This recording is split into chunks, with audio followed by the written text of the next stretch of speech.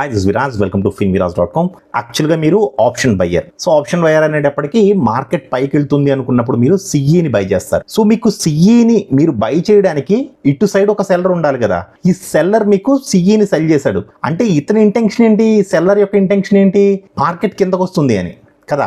మీ intention ఏంటి, as a option బయ్యర్గా సిఈని by చేశారంటే మా ఆప్షన్ ఆ మార్కెట్ పైకి వెళుతుంది అని. బట్ ఇతని ఇంటెన్షన్ ఏంటి, సిఈని మీకు సెల్ చేశాడు అంటే మార్కెట్ కిందకు వస్తుంది అని. సో ఒకే కాల్లో కానీ పుట్లో కానీ ఒక బయ్యర్ ఒక సెల్లర్ ఉన్నారంటే వీళ్ళిద్దరి యొక్క ఆలోచన విధానం అనేది క్వైట్ ఆపోజిట్ ఉంటుంది. అంటే మీరు ఆప్షన్ని పైకి వెళ్తుంది అని తీసుకుంటున్నారు, మార్కెట్ డైరెక్షన్ చూసి కానీ లేదా మీ టెక్నికల్ అనాలిసిస్ చూసి కానీ లేదా మీ ఊహాగానంతో కానీ దేంతో అయినా సరే మార్కెట్ పైకి వెళుతుంది అని మీరు తీసుకున్నారు. At the same time option seller ఏం చేస్తున్నాడు, మీరు ఆలోచించిన విధానానికి ఆపోజిట్లో ఆలోచిస్తున్నాడు.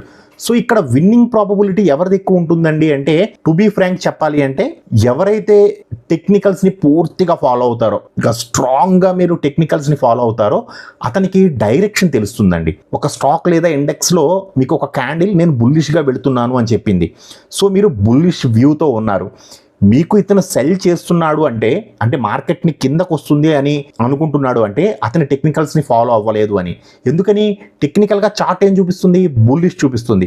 మార్కెట్కి ఆపోజిట్లో ఉన్నారు, మార్కెట్ వెళ్తున్న డైరెక్షన్కి ఇతను ఆపోజిట్లో ట్రేడ్ తీసుకుంటున్నాడు. మీరు బై చేశారు, అతను సెల్ చేశాడు. ఫర్ ఎగ్జాంపుల్కి చెప్పాలంటే మీరు 25,000 సిఈని బై చేశారు. 25,000 కంటే మార్కెట్ పైకి వెళ్ళదు. ఐదర్ అది డేలో కావచ్చు, వీక్లో కావచ్చు, మంత్లో కావచ్చు. మీరు తీసుకున్న కాంట్రాక్ట్ని బట్టి సో 25,000 కంటే మార్కెట్ పైకి వెళ్ళదు అని ఈ సెల్లర్ భావిస్తున్నాడు. అందుకు కాబట్టే తను సిఈని 25,000 సిఈని మీకు సెల్ చేశాడు. మీరు ఎట్ ద సేమ్ టైం మీరు దాన్ని బై చేశారు.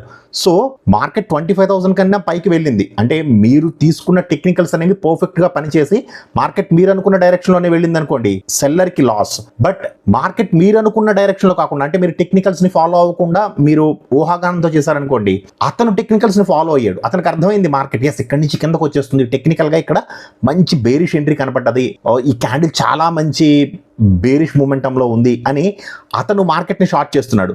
కానీ బయ్యర్ ఏం చూస్తున్నాడు, టెక్నికల్ చార్ట్ని చూడకుండా ఊహాగానంతో ఇంత పెద్ద రెడ్ క్యాండిల్ పడ్డదంటే ఇక్కడ నుంచి మార్కెట్ బౌన్స్ అయిపోతుంది అని ఇక్కడ బై చేశాడు అనుకోండి, మార్కెట్ అక్కడి నుంచి కూడా ఇతను టెక్నికల్స్ని ఫాలో అయ్యాడు కాబట్టి సెల్లర్ విన్ అవుతాడు, బయ్యర్ లూజ్ అవుతాడు. టెక్నికల్స్ని ఎవరైతే పర్ఫెక్ట్గా ఫాలో అవుతారో అంటే ఒక క్యాండిల్ ఏం చెబుతుంది, బుల్లిష్గా వెళ్తానని చెప్తుందా, బేరిష్గా వస్తానని చెప్తుందా, ఈ టెక్నికల్స్ని ఎవరైతే పర్ఫెక్ట్గా చూసి ఫాలో అవుతారో వాళ్ళు డెఫినెట్గా సక్సెస్ అవుతారండి.